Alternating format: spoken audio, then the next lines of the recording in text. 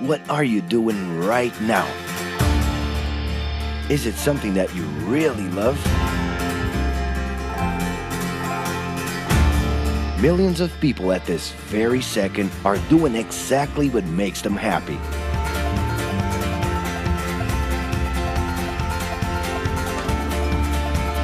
But wait a minute. You spend a big part of your life working. And any job has the potential to drive you insane.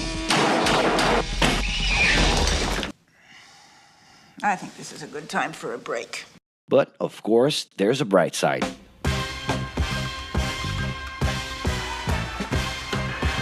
And the best thing, time off.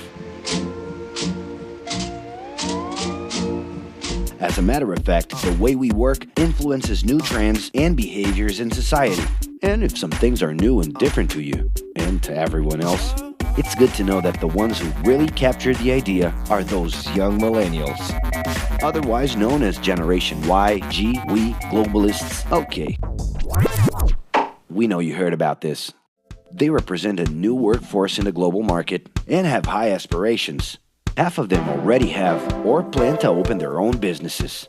Because of their digital, liquid, and collective mindset, they are affecting the way we produce and work in the future. Sounds complicated? Actually, keeping things simple was the motto that baby boomers worked by in the 60s and 70s.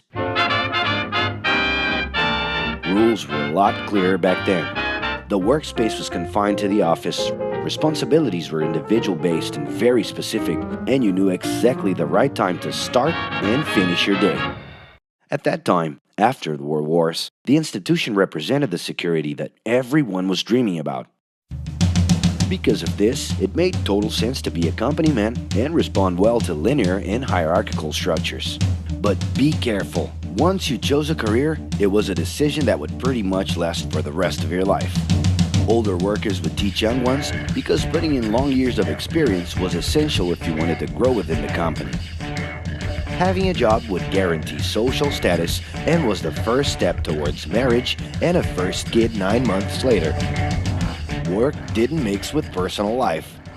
No bringing work home. But baby boomers worked a lot. It's been a hard day's night. And this had to do with keeping a deep sense of discipline and honor. Day-to-day sacrifices guaranteed that the family would be taken care of, and they knew that a big payoff would come, even if it would take a while.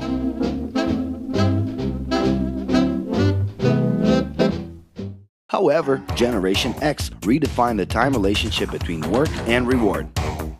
Super confident, extroverted, very competitive, and doing everything in their power to achieve quick growth, these guys were always on the lookout for better offers.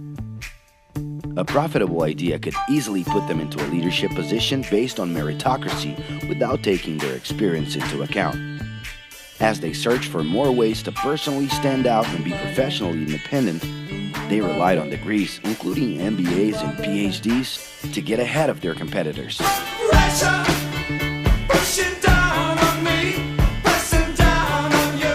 No man has spoken. In this more individualistic style of thinking, a nice wardrobe and a business card could help them close better deals and expand their network. Being in the right place at the right time is what would define the work schedule. Business time was extended into the happy hour. This mix between personal and professional life turned a workaholic into someone who was admirable and even sexy. In the grace of your love. The winner was whoever could get onto the board of directors in the shortest time possible I can do anything if I can just get a chance.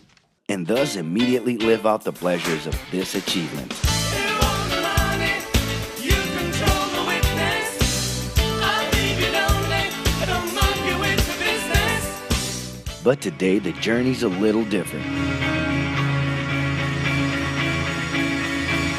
It really seems more important to have fun on the ride than to make it to the final destination.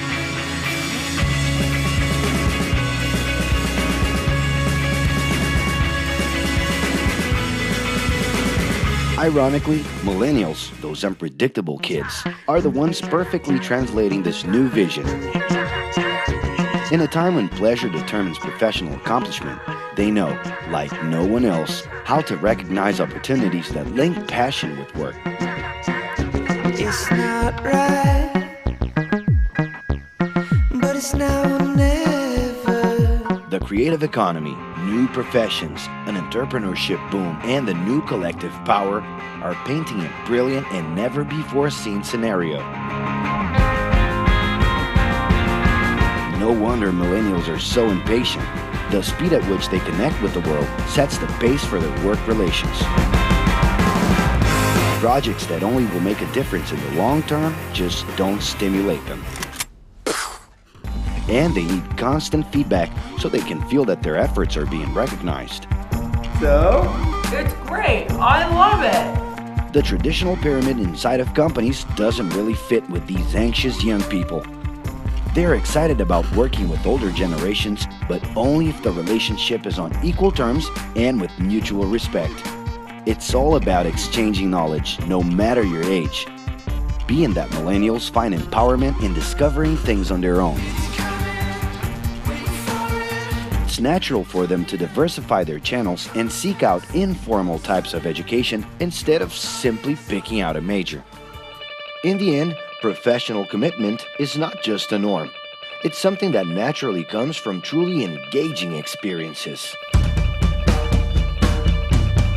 Besides having a job, it's become more important to have a purpose that can be carried out in different forms at the same time. Mobility, shared workspaces, home offices, and the possibility to create your own hours make work always present, anytime and everywhere. For that reason, people with different work styles are having more freedom to tap into their talents, and even those with introverted personalities can transform their ideas into million-dollar businesses.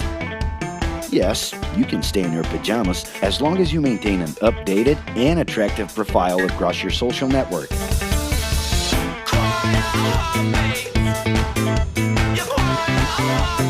As you can see, flexibility is really the way to go. Millennials are fascinated when they get involved in works in progress and feel motivated by learning new skills. They're excited about an open and forever beta world where testing and messing with something unfinished is the only way to create the new. Millennials need more than ever to feel autonomous, and they're exhilarated by the challenge to develop and participate collaboratively.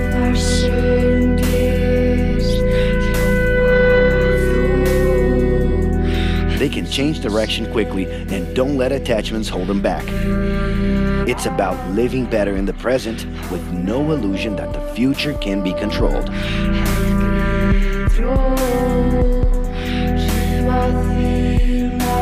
That's because of one simple thing. Whoever adapts more easily can evolve along with the changes. And if you feel overwhelmed by everything so far and are looking for the right answer, well, sorry. We're still going to ask you another question. Are you doing what you love right now? No. So start.